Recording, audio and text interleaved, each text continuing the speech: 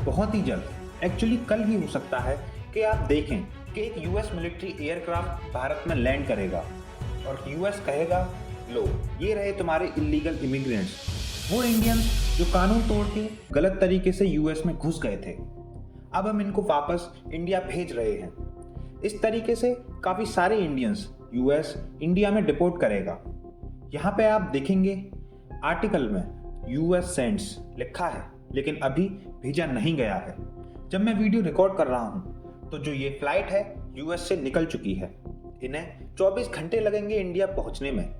ये एक यूएसए का ट्रांसपोर्ट एयरक्राफ्ट है, C-17 ट्रांसपोर्ट एयरक्राफ्ट, और इस एयरक्राफ्ट में इलीगल इमिग्रेंट्स हैं जो यूएस डिपोर्ट करेगा इंडिया में। आप देखेंगे इंडिया में जब ये प्लेन लैंड करेगा, इलीगल इमिग्रेंट्स इंडिया आएंगे, बहुत ज़्यादा हू हल्ला होगा, मीडिया इनकी वीडियोस लेगा, फुटेज सामने आएंगी। और अगर आप ये सोच रहे हैं कि इंडिया इस सब को लेकर ओके है, क्या हम एक्सेप्ट करेंगे कि यूएस इस तरीके से इलीगल इमिग्रेंट्स वापस इंडिया भेज रहा है? इंडिया ने ये बात एक्सेप्ट कर ली है कि कम से कम 18,000 इलीगल इमिग्रेंट्स हैं जो भारत से गलत तरीके से बिना वीज़ा के, बिना किसी परमिट के छुपके से चले गए थे। अब इनका सपना होता है कि यूएस जाना। इनको लगता है कि यूएस में सब कुछ बढ़िया है, वहाँ पर इनकी लाइफ बहुत अच्छी हो जाएगी। सीधा वीज़ा से ट्राई किया और किसी तरीके से ट्राई किया, रास्ता नहीं मिल रहा, तो ये लोग क्या करते हैं, ये लोग जाते हैं मैक्सिको में या फिर साउथ अमेरिका के किसी और कंट्री में चले जाते हैं।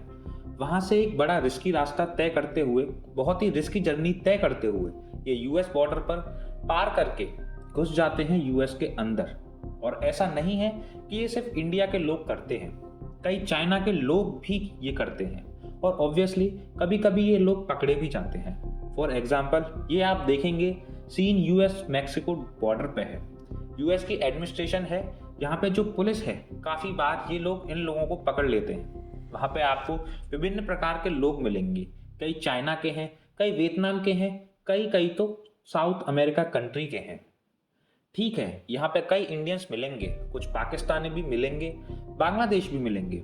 यहाँ पे आप देखेंगे हर एथनिक के लोग हैं जो गलत तरीके से यूएस में घुसने की कोशिश कर रहे हैं। और यहाँ पे आप पूछोगे कि यार ये यूएस में मान लो घुस भी गए, ठीक है, कैसे भी करके ये सिक्योरिटी है, पुलिस वगैरह इनसे बच के ये यूएस के अंदर घुस भी गए, तो काम कैसे करेंगे? कुछ इनका वहाँ पर डॉक्यूमेंट्स तो होगा नहीं, कैसे काम करेंगे? देखो, यूएस में कई स्टेट्स हैं। न्यूयॉर्क में फॉर एग्जांपल मैं आपको बताता हूँ, वहाँ पर काफ़ी सारे इलीगल इमिग्रेंट्स काम कर लेते हैं, क्योंकि काफ़ी जगह ना वहाँ पर जो आपकी सिटीजनशिप है उसकी डॉक्यूमेंटेशन आपसे उतनी मांगी जाती है। हालांकि इसका एक डाउन साइड होता है, ये लोग यूनियन में काम नहीं कर पाते। ओवरऑल इनकी सैलरी काफ़ी कम होती है, दिक्कत आती है वेरियस और टाइप्स के काम निकालने में। लेकिन आप कह लीजिए एक जुनून होता है अमेरिका जाना है, अमेरिका में रहना है, कुछ भी करके ये लोग चाहते हैं कि भैया इलीगली जैसे भी करके हम यूएस पहुंच जाएं। अब क्या है कि आज के टाइम ओवर द ईयर्स ना धीरे धीरे 7,50,000 से भी ज़्यादा इलीगल इमिग्रेंट्स यूएस के हिसाब से ये आज के टाइम यूएस की धरती पर है जो इंडिया से आए हैं। ठीक है, बाकी ओवरऑल जो इलीगल इमिग्रेंट्स हैं वो नंबर तो बहुत ही बड़ा है।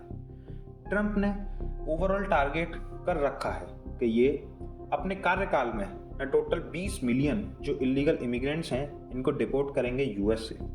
20 मिलियन होते हैं 2 करोड़, इनमें से 18,000 तो पक्का इंडियंस के हैं। इंडिया ने भी ये बात एक्सेप्ट कर ली है और इंडिया को देखो क्लियर स्टांस है। हमारे देश में अब मान लो कोई आदमी है, ठीक है, उसको बस जुनून छा गया है कि मुझे बस यूएस जाना है, कैसे भी जाना है, और वो कानून तोड़ के गलत तरीके से कैसे भी करके यूएस में घुसने की कोशिश कर रहा है। इसमें देश के जो हमारे बाकी नागरिक हैं जो कानून को फॉलो करते हैं, भारत सरकार के हैं, उनका क्या दोष है? यूएस इंडिविजुअल की मर्जी है, ठीक है, वो कैसे भी करके यूएस में घुसने की कोशिश कर रहा है, यूएस ने उसको पकड़ लिया।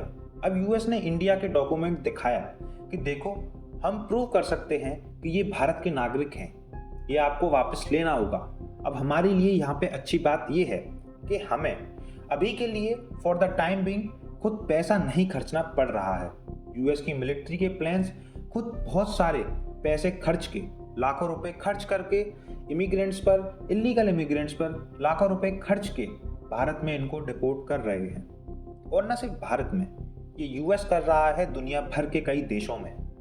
आप जान के हैरान होंगे, पोलैंड यूरोप का एक बहुत बड़ा देश है।